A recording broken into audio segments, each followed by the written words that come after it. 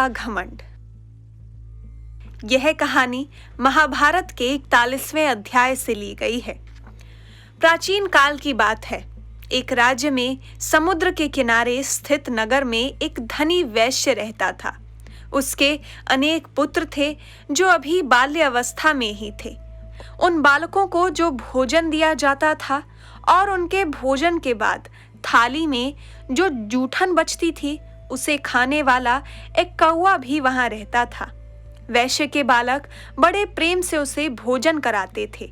जूठन खाकर पला हुआ वह कौवा खूब हिष्ट पुष्ट हो गया और स्वयं को देखकर उसे घमंड हो गया।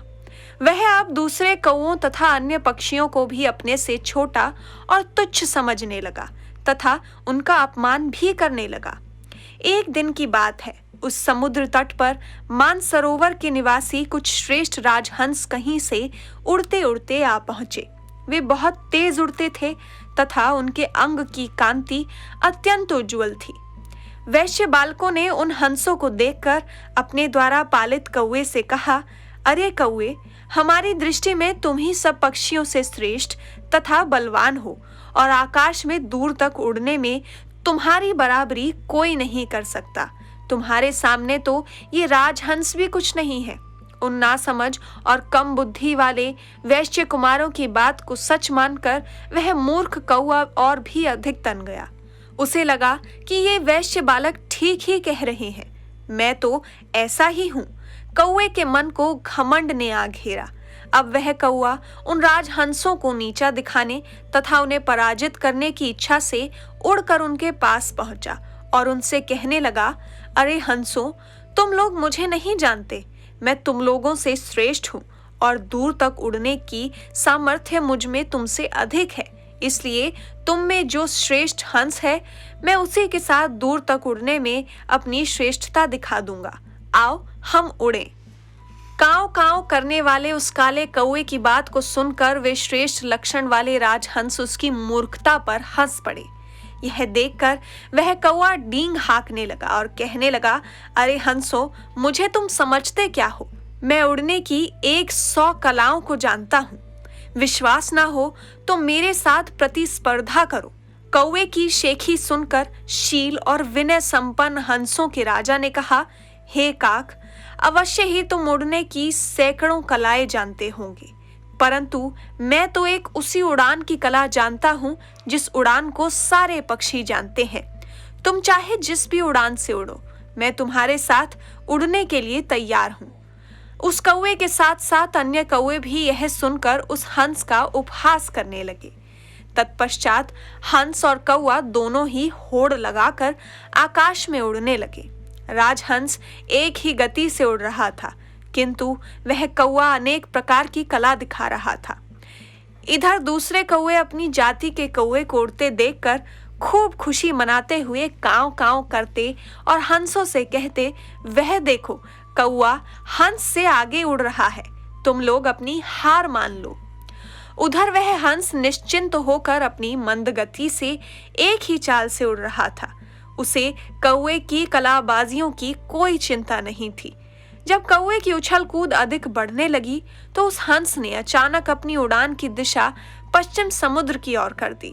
कौवे ने उस विशाल समुद्र का कहीं और छोर नहीं देखा तो वह घबरा उठा। उड़ान भरने की कलाबाजी दिखाने में ही उसकी सारी शक्ति समाप्त हो चुकी थी।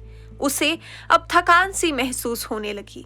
उस विशाल समुद्र के ऊपर उड़ते हुए उसे आराम करने के लिए कहीं कोई द्वीप, वृक्ष आदि दिखाई नहीं पड़ रहा था।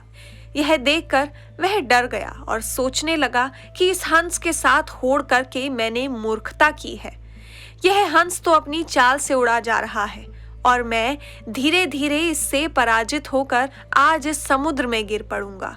मेरे पंखों में उड़ने की शक्ति अब समाप्त हो रही है। कौवा यह सोचता ही जा रहा था कि वह राजहंस उससे बहुत आगे निकल गया। फिर उसने अपनी चाल धीमी कर दी और अपने पीछे रह गए कौवे की प्रतीक्षा करने लगा। थोड़ी ही देर में बहुत कष्ट से अपने पंखों को हिलाता हुआ कौवा हंस के पास पहुंचा। कौवे की ऐसी दशा देखकर सज्जन स्वभाव वाले हंस को दया आ गई। उसने सोचा कि अपनी मूर्खता के कारण यह कौवा अब समुद्र में गिरकर समुद्री जीवों का ग्रास बन जाएगा, अतः इसकी रक्षा करनी चाहिए।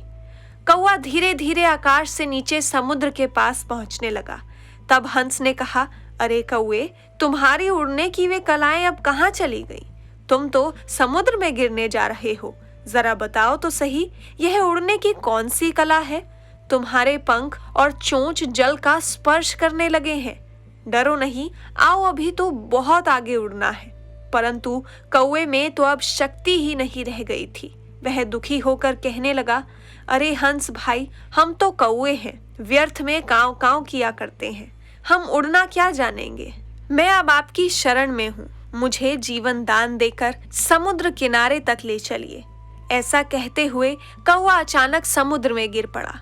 उसकी सारी शक्ति समाप्त हो चुकी थी।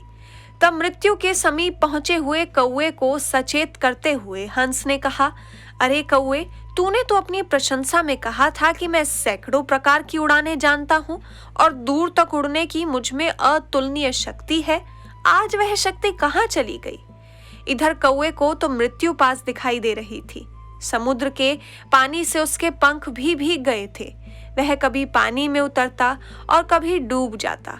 कौवे ने हंस से प्रार्थना करते हुए कहा, भाई हंस, मैं जूठन खा खा कर घमंड में भर गया था और अपने से श्रेष्ठ पक्षियों की उपेक्षा करके स्वयं को अधिक बली समझने लगा था।